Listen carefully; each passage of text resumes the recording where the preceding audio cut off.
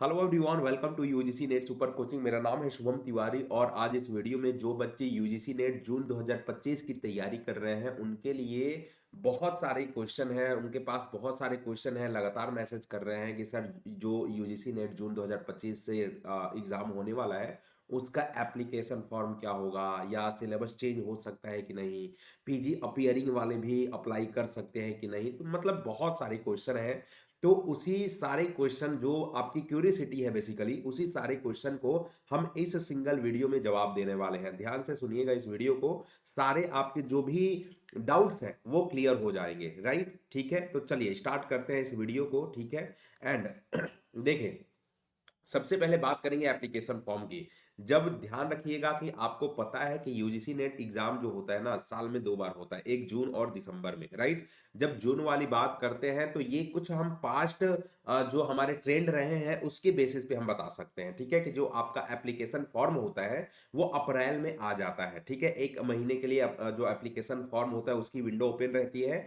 आपको एक महीने पूरा दिया जाता है कि आप अपने एप्लीकेशन फॉर्म को अच्छे तरीके से पूरा समझते हुए भर सकते हैं, ठीक है। लास्ट में जो हमारा एग्जाम हुआ था यूजीसी नेट जून 2024 वाला, उसका आप देख सकते हैं स्क्रीन के ऊपर कि जो एप्लीकेशन फॉर्म था ना वो 20 अप्रैल से स्टार्ट हो चुका था, ठीक है।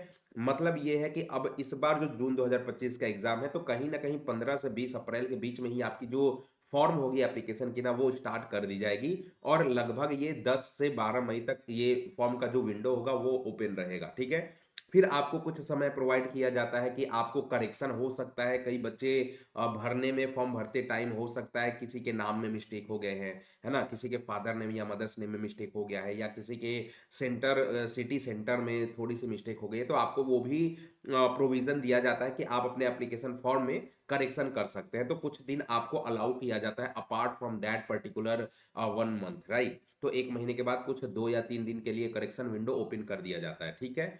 बात करेंगे अगर पैटर्न ऑफ एग्जाम की, तो देखो अगर आप यूजीसी नेट दे रहे हो ना तो ये एनटीए जो है ना एक पैटर्न को पकड़ के चलता है, ठीक है।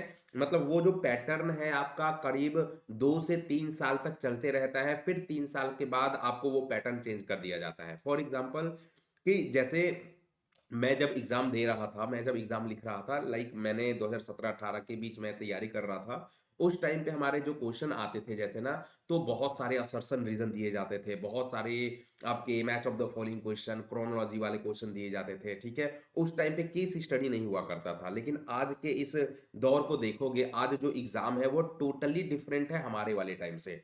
आज जो आपका एग्जाम हो रहा है उसमें असर्शन रीजन लगभग खत्म कर दिया गया है, आपको केस स्टडी इंट्रोड्यूस कर दिया गया है। तो लगभग ये आपको एनटीए जो है ना 2 से 3 साल तक ये पैटर्न पकड़ के चलता है। तो ध्यान रखिएगा, इस बार भी जो आपका जून 2025 में एग्जाम होने वाला है ना कहीं आपको क्रोनोलॉजी वाले क्वेश्चन बहुत ज्यादा देखने को मिल सकते हैं, मैच ऑफ द फॉलोइंग बहुत ज्यादा देखने को मिल सकते हैं, आपको केस स्टडी देखने को तो मिलेगा ही मिलेगा, ठीक है।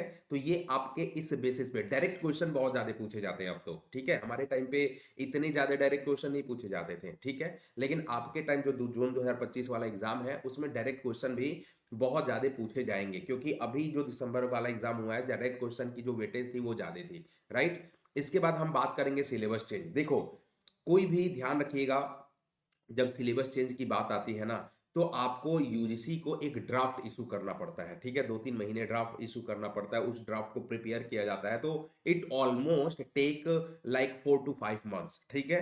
तो आपको करीब आज क्या है, फरवरी फरवरी चल रहा है ना, मार्च अप्रैल मई जून में तो आपका एग्जाम ही है। तो अचानक से ऐसा नहीं होगा कि यूजीसी ने इंट्रोड्यूस कर दिया कि सिलेबस आपका चेंज हो जाएगा।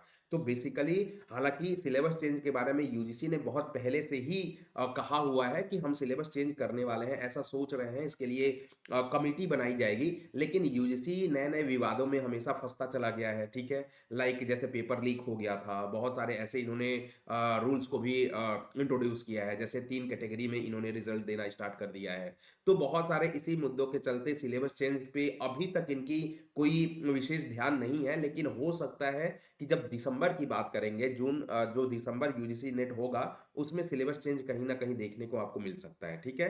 अगर सिलेबस चेंज की बात करें तो पूरा ओवरऑल सिलेबस चेंज नहीं होगा, मतलब 20 to 30% और 20 to 25% आपको कहीं ना आपको जो नए नए टॉपिक देखने को मिल सकते हैं। पूरे सिलेबस को चेंज करने की बात नहीं करी गई है, राइट, ठीक है। चलिए नेक्स्ट अगर अगर बात करेंगे PG appearing, one of the most important question. काफी बच्चों ने हमारे से ये सवाल पूछा था कि सर पीजी अपीयरिंग वाले यूजीसी नेट दे सकते हैं क्या, या ग्रेजुएशन वाले यूजीसी नेट दे सकते हैं।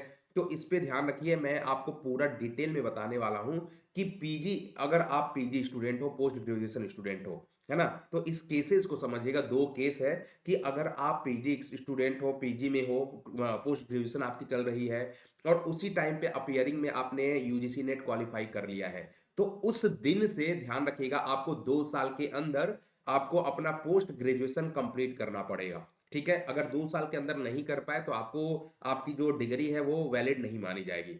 सिमिलरली ध्यान रखना है ये भी है कि मिनिमम एलिजिबिलिटी जो यूजीसी बताता है कि आपको एलिजिबिलिटी में क्या होना चाहिए, कि अगर आप जनरल से हो तो 55% तो आपको लाना ही पड़ेगा, लेकिन अगर आप रिजर्व कैटेगरी से हो तो आपको 5% का वहां पे रिलैक्सेशन भी दिया जाता है। तो ये दो केसेस आपको याद रखने हैं, ठीक है। सिमिलरली पीजी स्टूडेंट अगर आप हो तो अगर आपने ये मिनिमम एलिजिबिलिटी जो हमने दो केसेस की बात करी है वो फुलफिल कर रहे हो ना, अगर आपने नेट निकाला है, जेआरएफ निकाला है, तो आप तीनों कैटेगरीज के लिए एलिजिबल हो। अगर जो ध्यान रखिएगा ऐसे ही कि हमारा जो एनटीए है ना, अब 3 कैटेगरीज में, पहले 2 कैटेगरीज में रिजल्ट आते थे, ठीक है, नेट और जेआरएफ, मतलब असिस्टेंट प्रोफेसर और जेआरएफ।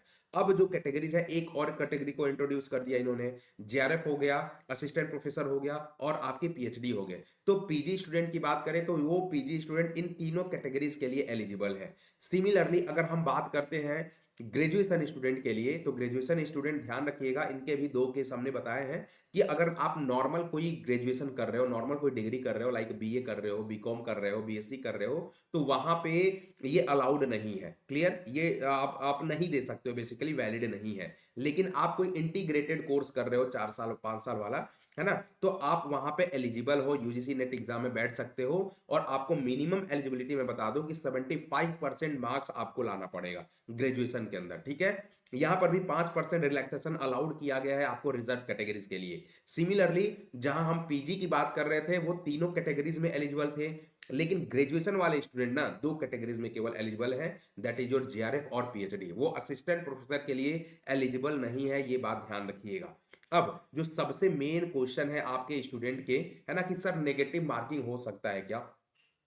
देखो बहुत सारे ऐसे यूट्यूबर है ना कि नेगेटिव मार्किंग थंबनेल में वो यूज कर करके बहुत ज्यादा वो स्टूडेंट को डिस्ट्रैक्ट करते हैं। बेसिकली नेगेटिव मार्किंग में आप ये बात ध्यान रखिएगा कि हम बहुत पहले से, चूंकि एक सेंट्रल लेवल का एग्जाम है, हम बहुत पहले से देखते आ रहे हैं कि यूजीसी नेट में कोई नेगेटिव मार्किंग नहीं होता है ना। आपकी ये केवल एलिजिबिलिटी टेस्ट है ना। आप देख लीजिए कितने एलिजिबिलिटी टेस्ट होते हैं जहां पे कोई नेगेटिव मार्किंग होता ही नहीं है। आप टेट लेवल के एग्जाम देख लीजिए, वहां पर भी कोई नेगेटिव मार्किंग का कोई भी सीन नहीं है, क्योंकि ये एलिजिबिलिटी एग्जाम है। आप ये देने के बाद तुरंत जॉब के लिए नहीं लग जाते हो, ठीक है। आपको ये मिनिमम एलिजिबिलिटी एग्जाम है, जहां पे ये आप पास किया आपने तो आप एलिजिबल हो जाते हो किसी भी इंडियन यूनिवर्सिटीज में आप असिस्टेंट प्रोफेसर के पोस्ट के लिए।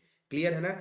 लेकिन केवल एक ही एग्जाम है, जैसे सीसेट है ना, जो यूपीएससी कंडक्ट कराता है, तो यूपीएससी की तो बात नहीं कर रहे हैं हम, है ना। तो निगेटिव मार्किंग में ये देख लीजिए कि ऐसा कोई सीन नहीं है। लॉन्ग टर्म आप पर्सपेक्टिव से देखोगे तो ऐसी कोई अभी तक सीन नहीं है जहां पे एनटीए यूजीसी नेट के लिए नेगेटिव मार्किंग रख रहा हो। तो आई बिलीव ये सारे डाउट आपके क्लियर हो गए होंगे। और भी कोई डाउट होगा अगर आपके मन में तो आप हमारे कमेंट सेक्शन में जरूर बताइएगा, हम उसका पॉसिबल रिस्पॉन्स करने की कोशिश करेंगे। आई बिलीव कि आपको वीडियो पसंद आया होगा, लाइक करिएगा वीडियो को, सब्सक्राइब कर दीजिएगा चैनल को, शेयर करिएगा, और क्या आपकी प्रतिक्रिया रही, क्या आपके रिएक्शन रहे, हमें जरूर बताइएगा कमेंट करके। Thank you everyone for joining the session. Thank you very much.